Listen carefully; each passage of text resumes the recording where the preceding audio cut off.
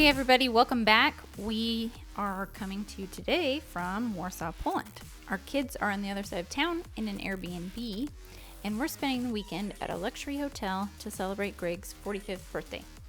Please excuse any sounds of the city, such as sirens, etc. There is a philosophy in parenting and education, perhaps started by TJED, Thomas Jefferson Education, that states, inspire, not require. The idea is that instead of requiring your children or students to do things, chores, reading, studies, being kind, you inspire them to do it through your actions and example.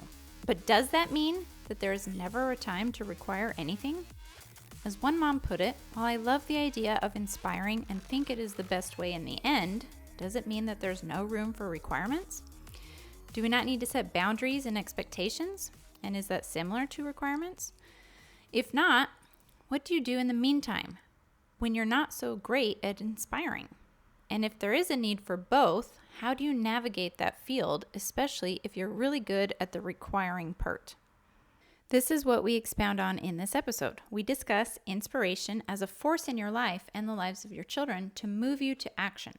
We explain how to feed the fire of inspiration in your family life so that you can take the action required to do the things you want and need to do to create the life you dream of and to become the people you want to become. Proper inspiration invites your children to decide for themselves to do the work they need to reach their dreams. It's intrinsic instead of extrinsic, and it will carry on into their adult life. But we also explain when and how requiring is needed. We share specific strategies for setting boundaries and creating expectations and how to go about requiring things in the right way instead of through punishments, manipulation, discipline, or harshness. If you want your children to be guided by an inner knowing that motivates them to proper action now and when they grow up, then listen to this episode now. If you would like to have help inspiring your teen or young adult to have better habits and a better attitude, then make sure to check out our Habits for a Successful Life online class for teens and young adults. Parents and youth absolutely love this class because of Mr. Denning's enthusiasm and energy, and because of the way it gives them clear inspiration and direction for making positive changes and creating better habits in their life. Click the link in the show notes to learn more or to register now. If you enjoy this episode or any of our episodes, would you please do us a favor and leave us a review on Apple Podcasts or at our website, podcast.extraordinaryfamilylife.com. When you leave us a rating and a review, it helps to make this world a better place by getting this podcast into the ears of more parents. Parents are the molders and shapers of the future generations. We all need all the help we can get to be the best people and the best parents we can. Families with thriving parents raise thriving children who grow up to have a positive impact on their own families and communities, which leads to better nations and a better world. So you can have an impact by taking a minute to share the podcast with someone who will benefit from it and by leaving a rating or review. And make sure to follow us on Instagram if you're not already. You can find us at World School Family or at greg.denning. Thank you so much for listening.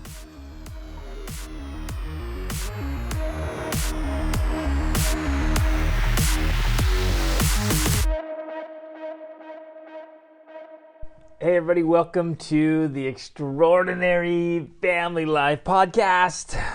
We are your hosts, Greg and Rachel Denning, and we are sitting in a luxury hotel in Warsaw, Poland. Celebrating Greg's birthday. I know birthday. that's not how you say it, but I don't know how to actually say Warsaw. Something like that. It's something else that it's not Warsaw. We're celebrating my birthday here.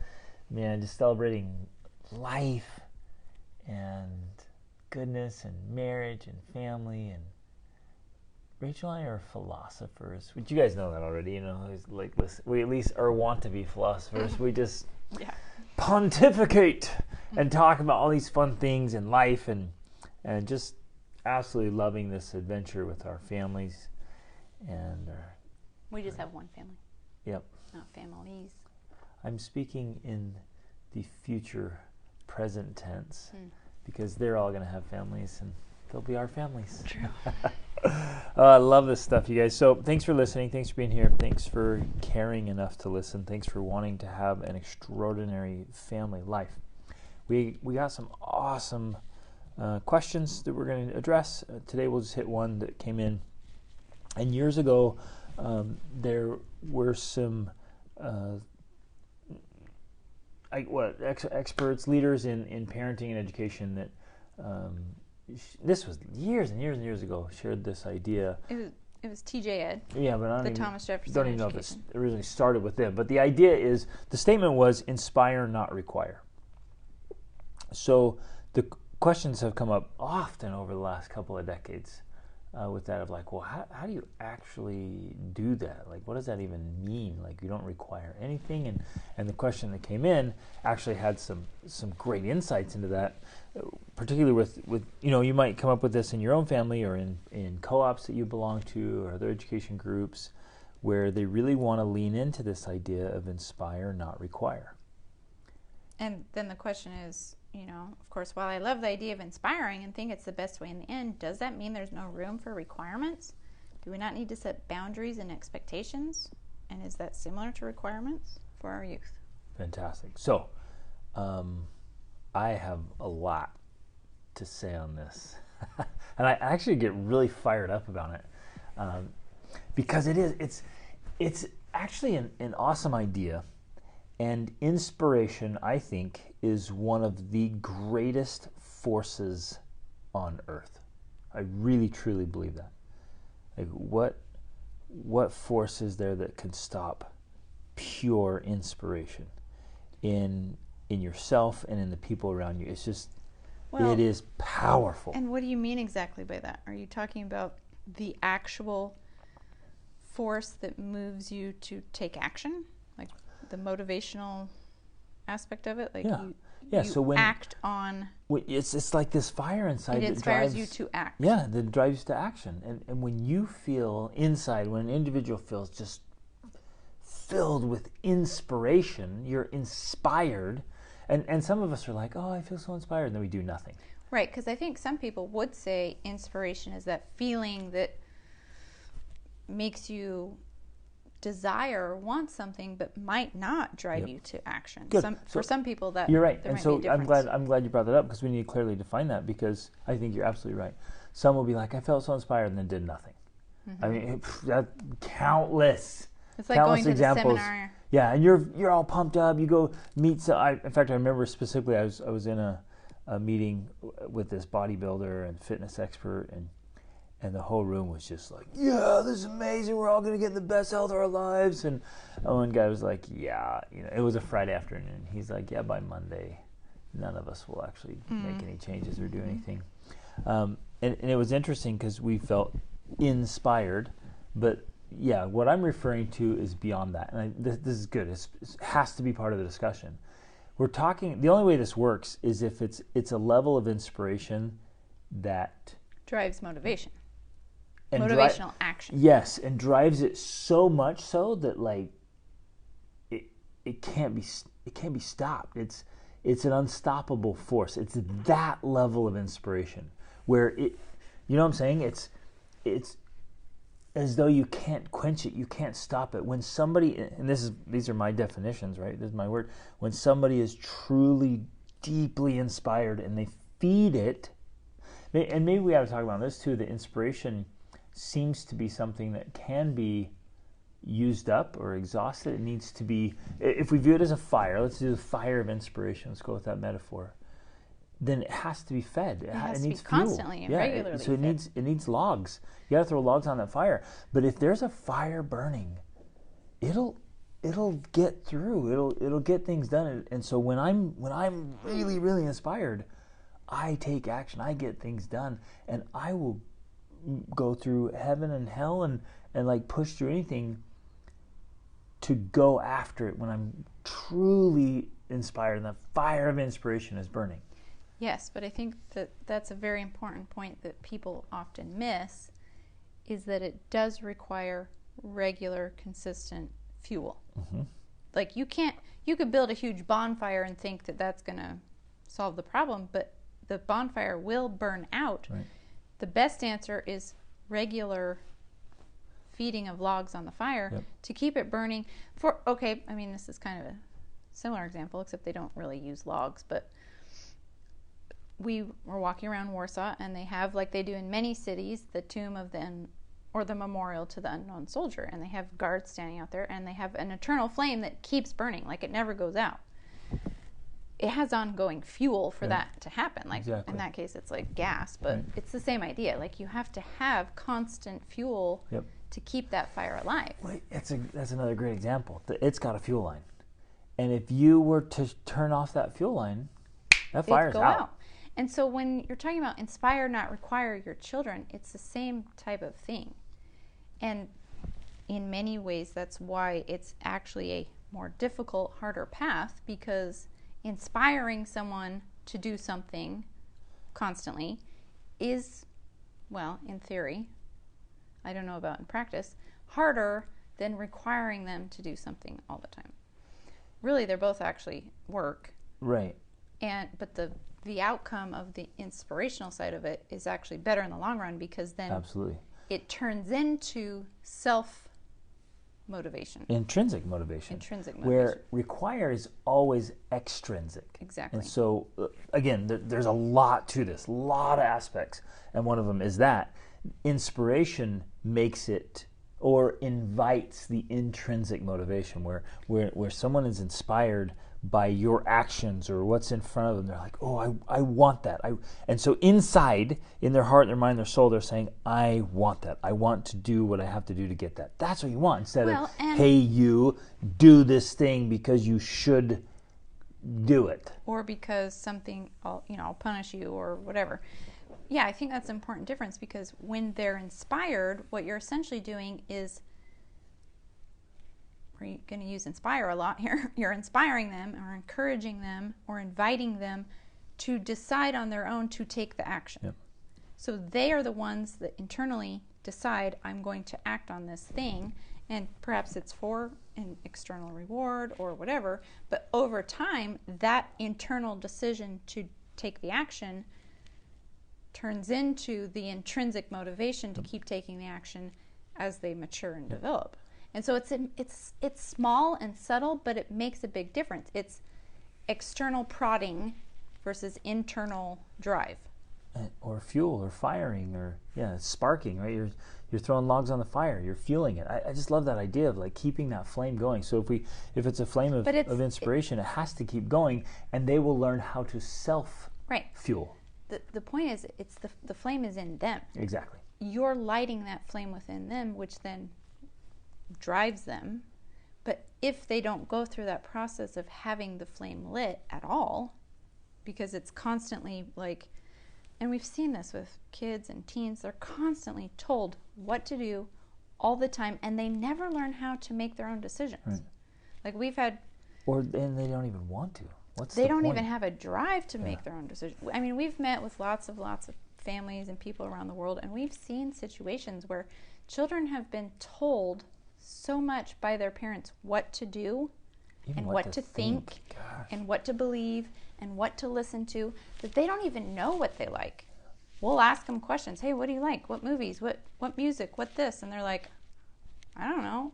Or they'll look at their parents like, what do I like, Mom? What do I like, Dad? I don't know, because they've constantly been told, and the decisions have been made for them, that they've never had that inner fire lit to guide and direct their life, to decide what it is they like and what they want to do and what they believe and what they think. So that's the essence of this subtle difference, is that you're trying to light that within them so that they learn what that feels like, what it looks like, and how it works. And then they can learn to use that themselves, to drive it themselves.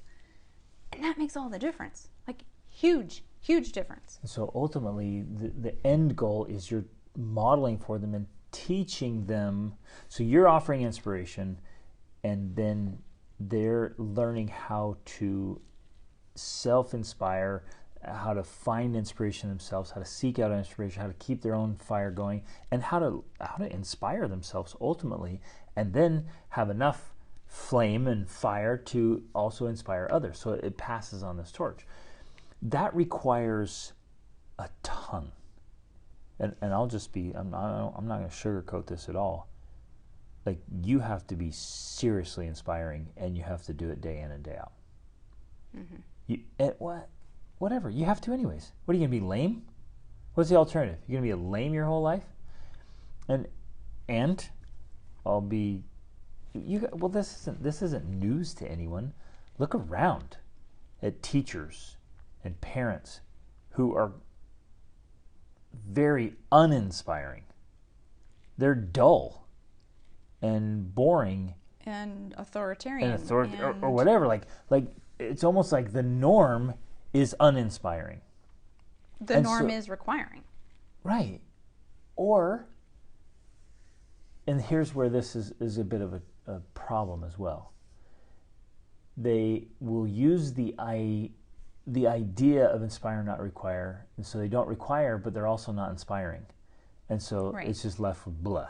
And so it's this excuse of like, well, I'm not going to require myself, I'm not going to require my children, I'm just going to inspire. And like, you're not even close to inspiring, or you're trying, but it's not working. Right. Like, you legitimately have to be inspiring. Well, as it's pointed out in the question we received, that sometimes in those cases it's, inspire, not require, and then there's also no guidelines, boundaries, expectations, and so what happens is very little or nothing, or video games, it's laissez-faire. It's just like, okay, whatever. Right. And when they're inspired, then they'll then they'll take action. Then they'll do something with their lives. That's like thinking your weed garden will just like turn into this amazing vegetable garden when it's good and ready. Right. Like, are you kidding me? Yeah. So we're in no way saying, if you're inspiring your children, that means there's no requirements, no rules, no expectations, no boundaries. In fact, I think it's the exact opposite. It's by having high expectations, high ideals, clear boundaries, that helps you to inspire your children. It helps you to lead and guide your children. They need it. That actually is inspiring. Having high standards and high ideals and solid boundaries, that's how we earn respect. That is inspiring. So having boundaries, having expectations, having super high personal standards of the principles and practices that govern your life, that is inspiring. And so it's kind of a combination of this. And if you're truly, legitimately inspiring, then you don't have to require in the traditional sense of the carrot and the stick and do this or else. And I think, there's so many aspects here, my mind's all over the place, but I think people are actually really ineffective overall. And I'm not trying to be rude here, I'm just making an observation. People are really ineffective at inspiring, and they're also really ineffective at requiring. The way we go about it matters. And because we lack tact, it's bleh, or do it or else, or it's a screaming, yelling match, or some arbitrary punishment or a dumb rule, or you're requiring something that's retarded, and you're going to hold your ground because you have to do this, or you're trying to inspire the wrong thing that's completely irrelevant or misplaced, or the timing's off. Well, like when you were talking about, having high standards is inspiring. Even that, I keep mentioning the subtlety here because it really does make a difference, and I've noticed it in my own parenting and our relationship and everything, that you can have a high standard, but if you act like controlling, manipulative, like, this is the high standard I hold and we are going to live by this, and my rules, my way or the highway, or yeah, exactly. If you have that sort of attitude about it, it's actually now not inspiring. It's totalitarian, and you feel like rebelling against that. And so it has to be so subtle. It's uninspiring even if you live by that, because you're just like, what a swear word. What a swear word. And so, like, it has to be done in a way that it comes from an inner place of humility and sincere desire to be your best self, just because you want to be your best self.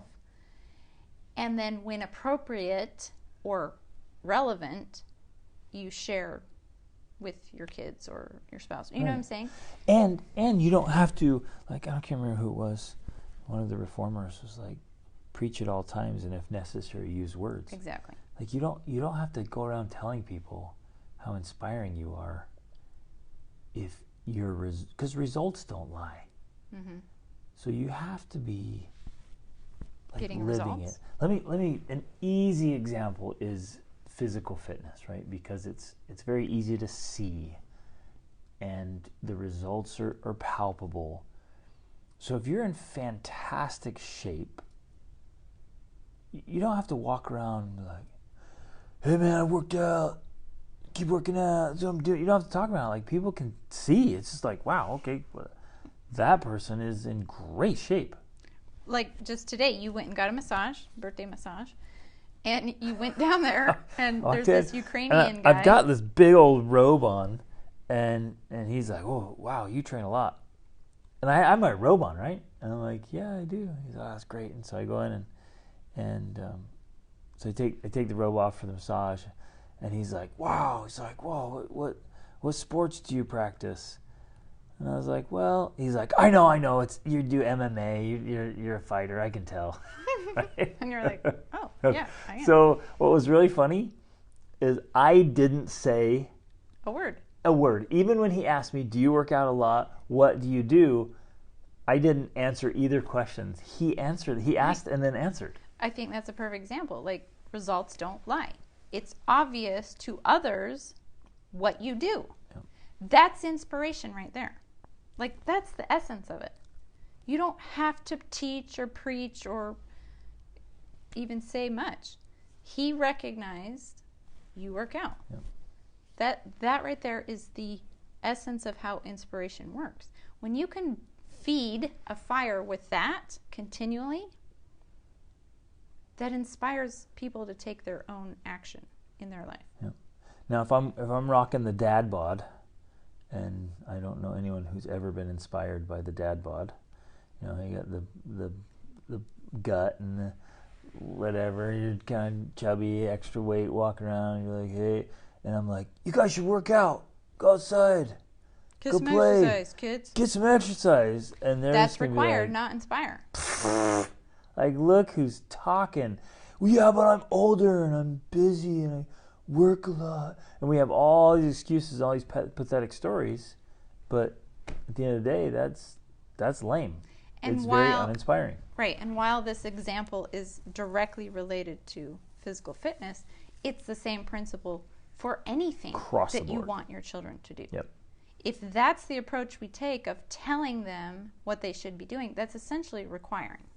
Now, instead of inspiring. Here's the fascinating thing, and you might not think this is fair, but you know, a fair is where pigs win ribbons. So sorry, guys, life's not fair. You're going to hear this and think, well, that's not fair, but it's absolutely true. People and your children or other children, youth, whatever. Your children are people. Yeah, they will like cross-examine. So if you're dropping the ball in one area of your life, but talking about another area, they see across the plane, so to speak.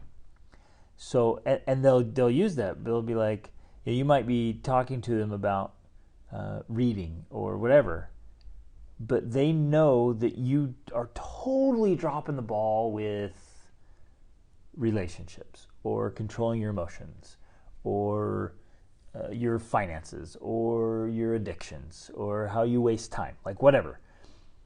And that affects the way people see you and perceive you and listen to you. 100%. And it doesn't, you're like, yeah, but I'm not talking to you about that. I'm talking about this where I do really well. And like, yeah, but I'm looking at you. And it's like Parker Palmer says, right? In The Courage to Teach, which is a phenomenal book. I highly recommend it for everybody. He says, you teach what you are. Mm-hmm. It doesn't matter what subject, it doesn't matter what you're talking about. You cannot, none of us can escape from teaching what we are. And so the foundation for inspire and require and it makes requiring easy and sometimes unnecessary because it's inspiring. But the absolute foundation for inspiration is you, the whole you, because you teach what you are. Now, of course, that does not mean you have to be perfect. Just pretty dang close. No. You don't even have to be close to perfect. What you do have to be is striving. Yeah, I was going to say trying, but striving is a better word. You have to be striving. And legit here, not your little pathetic pseudo effort and say, I did my best, I tried, I'm working. Like, give me a break. You hit the snooze button 3 times and like still didn't get up. Don't give me crap that you're trying. All right, this is me. This is me saying baby steps are for babies. Like you have to legitimately be striving. Right, you have a point because striving is essentially being honest with yourself and keeping commitments to yourself. So, your example of a snooze button, that's a simple example. Yeah. If you hit the snooze button, the first thing you've done in the morning is break a commitment to yourself because you set an alarm to get up and then you didn't. Yeah.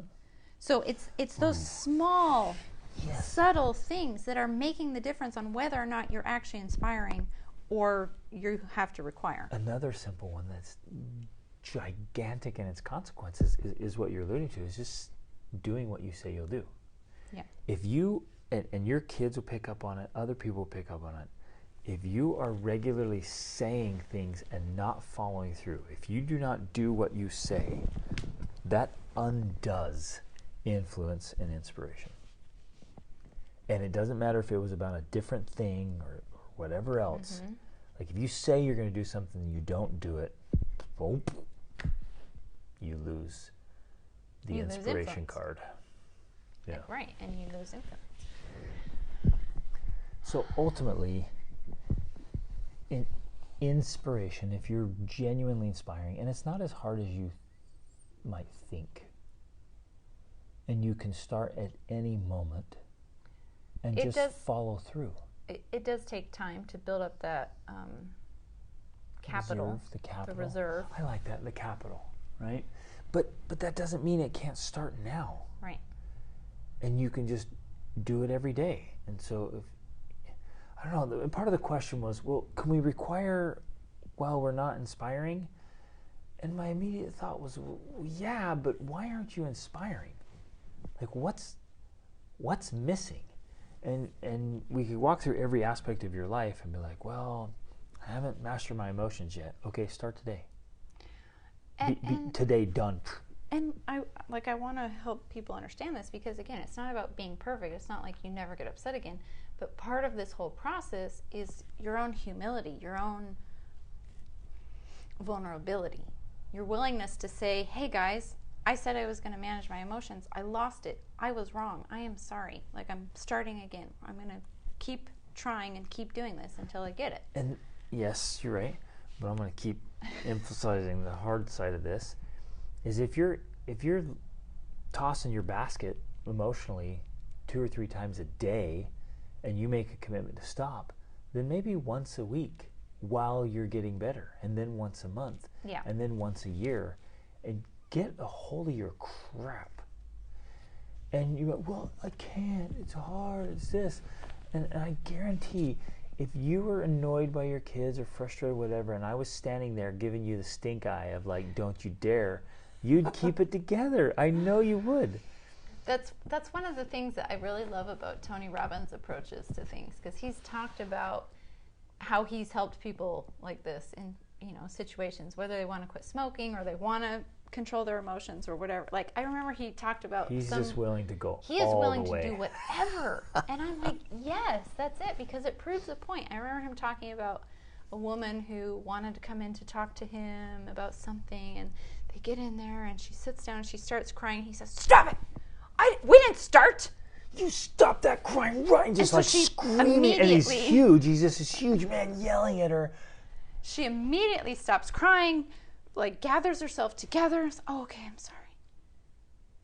And his point was, he was like, "Ha, see, look, you have control. Yeah. You get to decide." And it's not that he's completely heartless or, doesn't understand. He wasn't. He was actually doing that as an illustration of like, if I use shock factor, you realize, oh, well, I can totally maintain control if I need to. Exactly. And he does it with smoking. He does it with anything you can think of that people are like, I can't stop. This other guy said he couldn't stop smoking, and so he made him light. What was it? 10? Like he had 10 or 12 cigarettes in every finger joint, and he had to suck on all of them at the same time. He was just in the room, and he's like, "Do it now, suck them, I'm gonna kill you." And he's like, he locked the door, and he's like, "I promise, I will kill you. Don't smoke this whole pack." And the guy's like, and it just made him so sick, and he like never smoked again. Yeah. By the time he was done, he was sick of smoking. Now, you're probably thinking, this is insane. I would never do anything like that. But that's kind of the point that we're making here. Oh, another perfect example. This didn't come from Tony Robbins, but we've heard someone use this example. It's this idea of no tolerance. Like there are certain things you have to stop tolerating in your life. Yeah. If you came home and your kitchen cupboard was filled with cockroaches, you wouldn't tolerate that. Hopefully not. And you would stop everything else, and you would clean out that cupboard. That's what we're talking about. But I'm busy, Rachel. I'm busy. I have to work. Like I've got some things. I have so much going on right now. My kids are calling me. Like none of you be like, no, I'm not letting the cockroach infestation stay. Like I'm dropping everything and getting rid of the roaches. And so we've talked about that in another episode. But you have to raise that tolerance. And what I'm saying to you is, you can do that right now. You could do that during this podcast. You could just stop and say, I'm done. I'm done eating junk food. I'm done drinking soda. I will never do that again. I'm done binge watching Netflix when I know I should be reading because I'm trying to get my kids to read and I don't read. I'm done with this emotional flatulence that I suffer with. And it's not that you suffer. You're not a victim. You just are choosing. You're allowing it. Yeah. You're tolerating it. Exactly. It's essentially that. Everything that you're doing that is uninspiring or whatever, degrading or causing problems, all of these things, the essence of it is you are tolerating it. That's all it is. You're tolerating that behavior, that habit in your life. And if you stop tolerating it, just like you would not tolerate the cockroaches, that's when change occurs. And suddenly you're like, I'm done. Yep. I am done. Ooh, I love this stuff. Okay, now, so go ahead. I want to add a few other little strategies, techniques for still, quote unquote, requiring things with your kids while you're doing this process. It's not something you can do independent. It has to be done with the inspiration. And I think that's where the true magic comes from with requiring. It's done in conjunction with inspiration. And the more inspiring you are, the easier it is to require. Absolutely.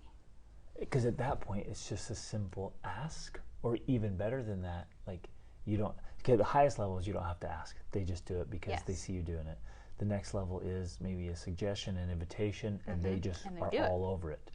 And then you work your way down to like, no, I'm going to insist you do this. Right. With our teenagers, we are at the point with all of them where if we ask anything, they do it. Yeah, no there's no question, there's no kickback, nothing. It's just like, will you do this? Yep. And it's done. Many times they just do it without us even asking. Yeah. Now, with our 12-year-old, there is the kickback because that's the age. He's in that stage of anything that requires effort is undesirable. Effort's involved. So, at that stage and younger especially, here's a perfect example. Sometimes the younger ones are easier. They go through this transition where they're just like, anything that requires effort just seems so miserable. Well, it's a normal transition. Right. They are going through that where they're questioning, they're pushing boundaries. It's part of growing up. And so you just have to recognize that that's a part of it. Now, there does have to sometimes be an enforcing of boundaries. Just like, you love to use the analogy of cows. I mean, cows will go around a field and push on the fence to find where the weak spots are. That's exactly what, especially 12-year-olds and often teenagers are doing. They're pushing the boundaries. Teens only do that if there weren't solid boundaries when they were in their tweens. Right. So that's why our teens don't do that. They don't really push boundaries because they did it when they were 12 and 13, and we firmly put them, let them know this is where it is. There's no messing around, and it was all held together by inspiration, by being the example, right? By leading by example, so they don't have to push anymore. Right. So here's one example that happened today. We are at a hotel, like Greg said. We're here for 2 nights for his birthday, and our 12-year-old wanted to use his device to listen to an audiobook. Now, his older brother and sister... Which we love that. We love which is that great. He likes audiobooks. That's fantastic. But we kind of have this rule in place that, you're supposed to do your studies first before you listen to your audiobook. Now, his argument was it's a Saturday, right? Or it's a Sunday. I don't need to do my studies today. But his older brothers and sisters were in charge, and they said, no, do your studies, because we missed Friday, we were traveling, all these things. Well, whatever. The whole idea is that, and this is true for all of us, for you, for your family, everything, you have to live in priority. And, well, in order to be able to do that, you have to have clear priorities. Mm-hmm. And so you have to know what's important and what order it comes in, and you have to establish that clearly for yourself and live by it. If you say you have priorities but you don't live by them, there goes all your inspiration out the window. Mm-hmm. So you have to do this first and live by it, and then you have to establish it for your kids. No, we live our lives in priority. First things first. Right, exactly. And our teens do that, and so they were requiring him to do that, but he wasn't okay with that. So there was this little thing going on where he called me to get special permission and all this stuff. Well, it got to the point where we said, okay, I told their older brother, take the device from him today because he's not respecting these boundaries. Nor was he respecting Rachel. He called to get an easy pass, and she's like, nope. And so he hung up.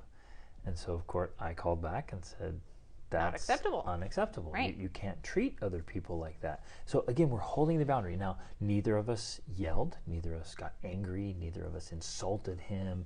We weren't reactive. We just choose to hold a boundary and a standard. And if that boundary gets pushed, then the consequence is the removal of the privilege that he is earning through the, like you said, first things first, the requirements, which has already clearly been laid out. He knows that those are the requirements. We've also been very clear with our children that you don't own your device, specifically the younger ones. It belongs to us. So does your internet access. So does your food. All of these things come from us. We provide them. And so you have expectations in order to earn the use of them.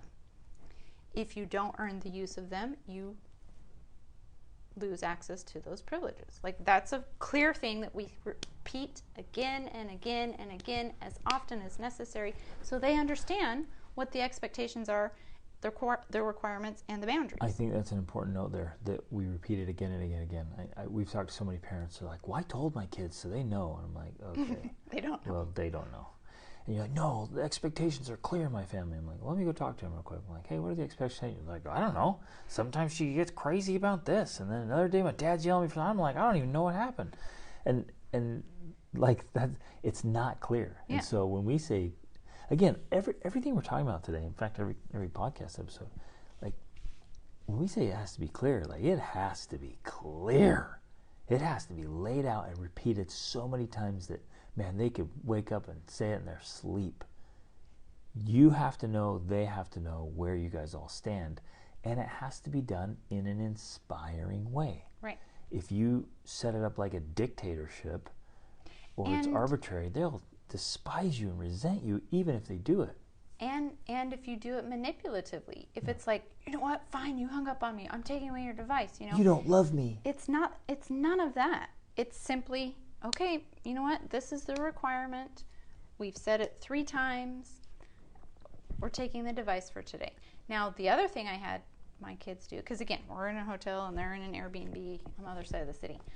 And so I had my older kids, I said, take the devices away. We actually took them away from the younger girls too, because they did a similar thing, calling me to get permission for something that they'd been told no about. And So I said, take it away. But I said, you know what they need is something fun to do. So I said, go find something fun. So they took them out, actually, and they were sending us videos. They went to the park, and they played at the playground. And then the other thing that does, which is a whole nother podcast episode, is it changes their state of being. Like, they were filled with irritation, annoyance, frustration, resentment. But you take them out to do something, and it changes how they feel. It changes their state.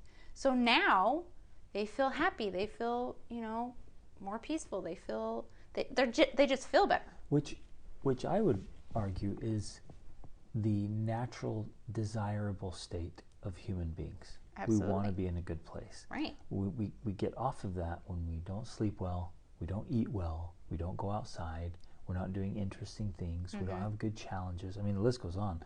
Like, all of that stuff just throws you off, and you get in this funk. And some of you and some of youth have been in a funk for weeks, months, years, or decades. So once they got back in a good state, which is the natural, healthy state. Right. He went back to I knew he got back to the house and had access to his device, because then he texted me and said, I'm sorry, Mom, and apologized for the whole incident.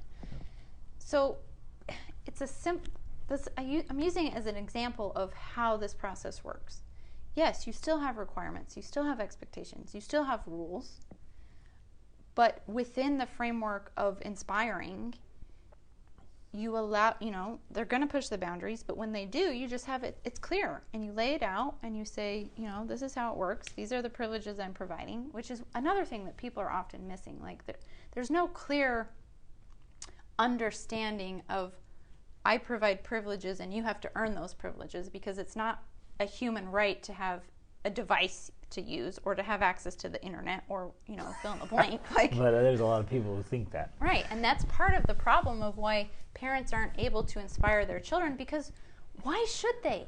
Why should their children do anything that they want them to do when they have access to a comfortable place to live, all the food they can eat, and nonstop entertainment? It's bread and circuses all day long, and then you're hoping your kid's just going to want to do something else. Like, because it makes no sense. You're trying to inspire them in episodic moments. Yeah. Or it's going to happen automatically. It will not.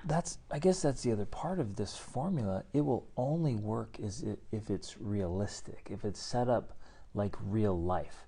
Which, again, that circles back to, well, if I'm not going to require them to do it, I'm just going to try and inspire them, and if they don't, but I'm going to allow them to, they'll do whatever, eat whatever they want, and play video games all day. Like, that's not real life. They can sit around, eat my food, have a good time, and that's my point. It's not real at all, and you're creating a completely false reality. Exactly. In their heads. And then we wonder why kids don't launch into life, and they're adults sitting at home playing video games. It's because you've created this. Yeah. You have created this false reality that your now adult children continue to exist in. Exactly. So, in addition to being more inspiring, get rid of all your video game consoles. Just throw those things in the trash. It's a bunch of garbage. And you can listen to our podcast about video games to learn more about that. But so, are there things you should require? Absolutely. Are there boundaries you should have? Absolutely. And expectations and standards?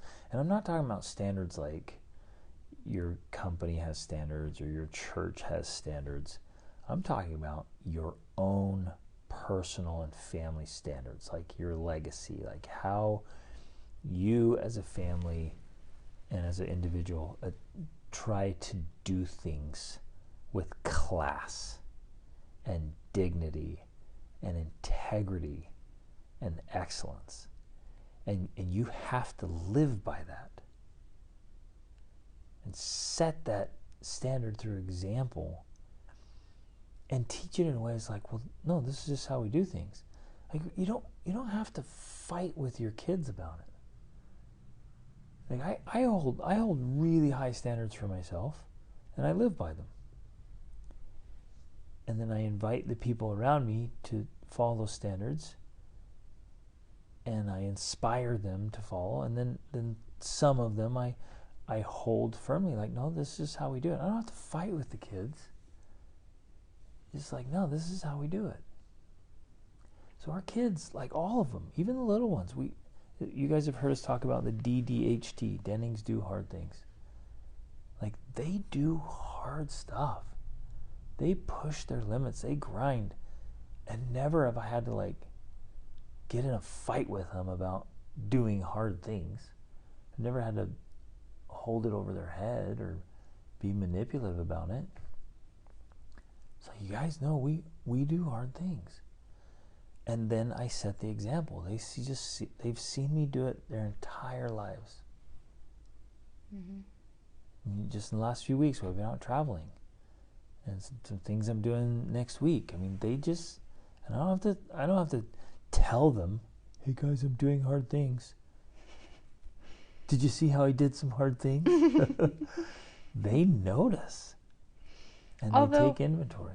I am going to say sometimes it is helpful to vocalize, to articulate what you're doing and what you're thinking and why, but it's in more of a vulnerable way or an open way, like, oh, this is what I'm thinking, this is what I'm doing, and this is why I'm motivated to do it, and this is what inspires me about it. And you're just kind of naturally sharing the process as though you would talking to a friend or something like that, not in a bragging way. Or some examples of that are like, we're out traveling, right, and we'll take a bus all day. And man, a couple days ago we took the bus ride. It wasn't the worst bus ride ever, because that one was over the Atlas Mountains in Morocco, but it was pretty bad. The worst one in Europe so far. Let's say that. Oh, the bus drivers were two of the most unpleasant dudes we've ever met. It was pretty rough. And we've had some doozies lately. My daughter, there was supposed to be a bus on a long trip. There was supposed to be a bathroom on the bus, and there wasn't. And my 6-year-old just had to go. She was beside herself. And they were not stopping. And he would not stop. He's like, I'm not stopping. And I'm like, what in the world do I do with a 6-year-old that is like holding herself, bouncing in the aisle? And anyways, to make a long story short and awesome, she peed in a Ziploc bag. And I didn't lose a drop. It was amazing. Skills right there. It was amazing. But on this one, okay, we were all exhausted. We were all hungry. We were all thirsty. We were just tired. We got all of our luggage, and we were walking through a new city in the dark. And we go find the apartment, figure out how to get in, get all the way up there, get our stuff settled. And everyone's just like, oh, I just got to sit down and just relax, because that was a long travel day. But everyone wants food.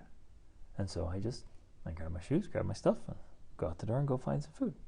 And, I was gone. It was pretty far, and I was gone for a while, and come back, backpack food. And I don't have to say anything. I was going to get some food. And a couple of them said something, right? They noticed. They're like, man, because they didn't feel like going anywhere, so they didn't. And I didn't feel like going anywhere, but it had to be done. Or I'll get up in the morning, before everyone else, while everyone's still sleeping, I'll go out and I'll go run and explore and go find what needs to be found, and get what needs to be gotten, and come back and bring it. And when they wake up, like, oh, I'm so tired, I was exhausted. I'm like, yeah, I went for a run this morning, got stuff, and here's food. And I don't have to say more than that, but it's there, like, okay, we're doing what needs to be done. And they notice, they pay attention to that. I think in part because we've taught them to pay attention to those types of things. I don't know that every teenager would be cognizant. pays attention Some to of them those are clueless, things. Some of them are clueless. They're like, food just shows up in the fridge every day. Like, and that's what? just how it works. Every time I open the fridge door, there's food. I don't have to worry about it. It's always there. Right. And so, we're teaching them. I mean, here's the other side of it. If you had asked any one of them to go with you, they would have done it. In a second. You didn't ask. Yep. So they, said, I'm going to stay. But so they know what it's like, because there have been times that you ask and they go. And so they know that whole process, and they understand it more because they've experienced it themselves. They get what it requires to do that after a very long travel day, to then have to go out and still needs get to be the done. food Let's go. because they've done it before. Right. Exactly. And that's an easy example, and obviously not that hard. But it's a simple recent example of, like, okay, we keep leveling up. So yes, in theory, we are inspiring so that the requiring is easy and effortless. Mm-hmm. And they begin to require it of themselves. Yes. That's the best part. That's the power of inspiration. I think that's the most rewarding part. For us now to start seeing our older children and teens requiring of themselves, that they make a list of what they're going to do and they do it. They're checking it off every day. And it's impressive. It's their own list and they act on it. Like, we don't say anything. It's just what they do every single day. And here's what's awesome now is the inspiration that started with you and me is now flowing through our older kids, and our younger kids are now seeing multiple examples. Mm-hmm. When the little ones look up, they're seeing layers of inspiring behavior. So we're not the only ones now carrying the load. They're watching their siblings and be like, wow. They work out, they read, they do challenging things, they're pushing their limits, they're whatever, social, studying mental, languages, physical, spiritual, financial, they're setting that example. Was it Aaliyah, our 16-year-old, she's turned 16, she hit 800 consecutive days on Duolingo a couple of days ago. Mm-hmm. She's learning French, right? And so even the little ones, they're just like, whoa, you know, they can't wrap their heads around that, but it's being inputted in, right? This kind of consistency. And it's awesome. So when it's being done right, the standards are set, and it's super easy to quote require it because the inspiration's there to back it up. Mm-hmm. That's the framework. That's how it's done. Okay. So, what do you need to do, dear listener, to really up-level the inspiration that radiates from you because of genuine behavior and results? Ooh, what's the thing you need to work on? And you can start today, right now, immediately. This is what I do in my coaching, you guys, is I help people create massive transformations and get massive results quickly. And I have a few clients I'm working with right now who have made huge transformations in their lives in just a couple of months. So don't think that you can't make massive changes quickly. You can. You can dramatically change your results, and people will notice. And in fact, my clients, their spouses and family members and friends are all noticing and all commenting like, whoa, dude, like, you're a different person in just a very short time. So even if you've been, quote, struggling with it for years, or you've tried everything, it's been so hard, like, with the right tools and strategies, you can just start now and be done for good and start a new habit or stop an old habit and become that person. And once you are deep in that and it just radiates from you, in contrast to what's radiating from you right now, then you have influence, then you have power, then you have inspiration. And man, that's powerful. Whoa. Okay, so share this, you guys. Share this podcast episode with people you know who are familiar with this idea or who need to hear this. Friends, family, colleagues. Leave a review if you liked it, and get out and inspire yourself, and inspire the people closest to you and the people who are in your circle of influence. I think we have a moral obligation to do that, anyways, because. Well, I can't remember who it was that said that the one thing we can never escape in life is what we radiate, and that we radiate. I can't remember who that was. It might have been William George Jordan or James. It's one of the thinkers was like, you always radiate, and you can never ever escape that. So, because we radiate, because there are always people in our circle of influence, because we either are inspiring people or Despiring? Or just draining inspiration out of them. I mean, you're doing one thing or the other all the time. It's not. You can't escape it. You can't escape it. And so you have a moral obligation to be inspiring.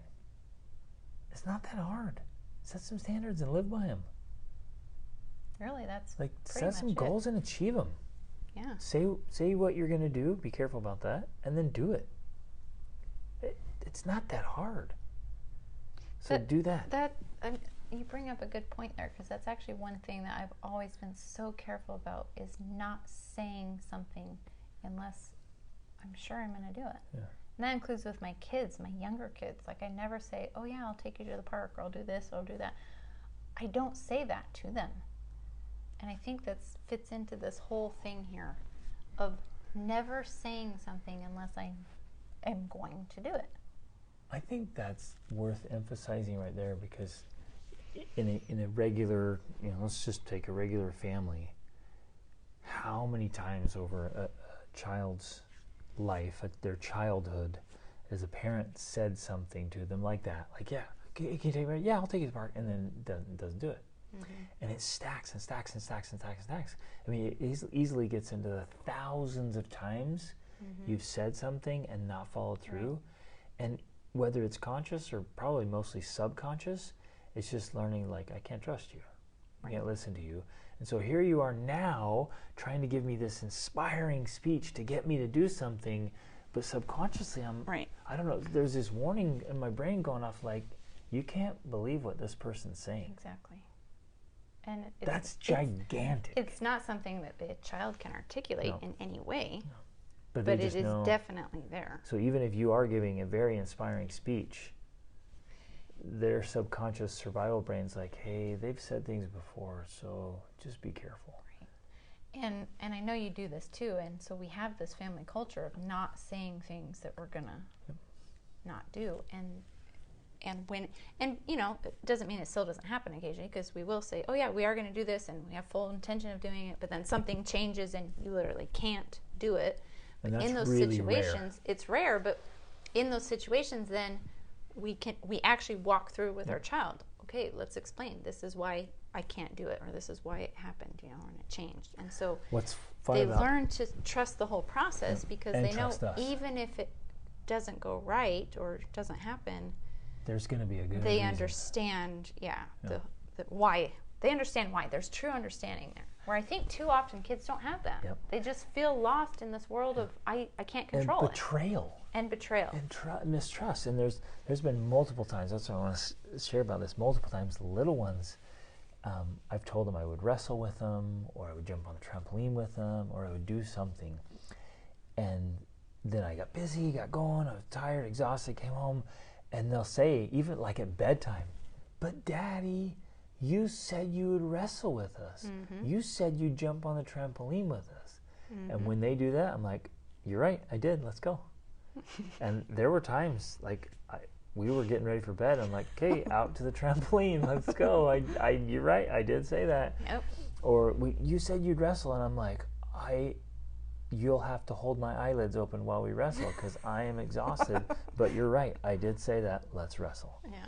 And so they'll hold me to it, and I will follow through. That you know how much of a deposit that is in the relationship bank account, when your little one says, hey, you said you'd do that, and you say, yep, you're right, let's go.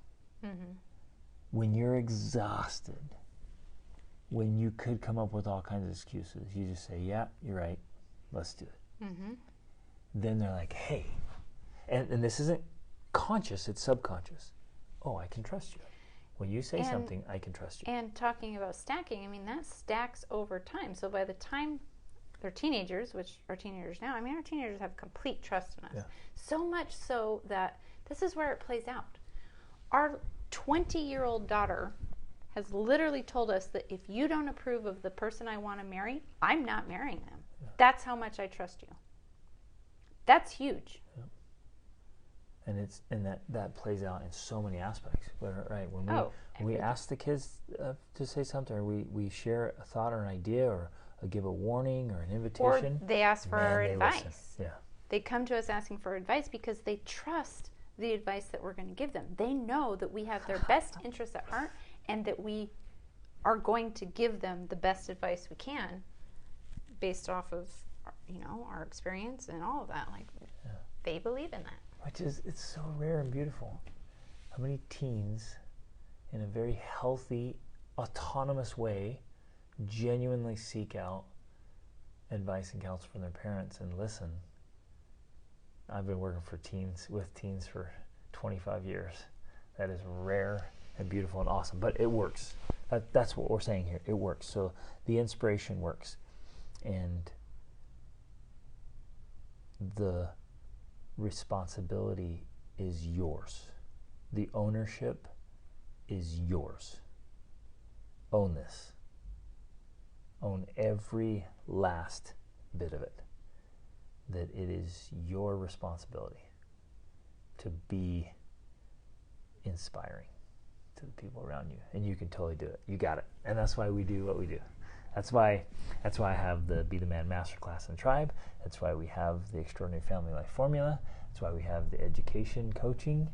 That's why we have the Habits for Sex. It's why we have everything we have. We do everything we do. We're giving you the tactics, the tools, the strategies, the training, and the team to be the inspiration that you were born to be. To sing that song that you were born to sing. Love you guys. Thanks for being here. Great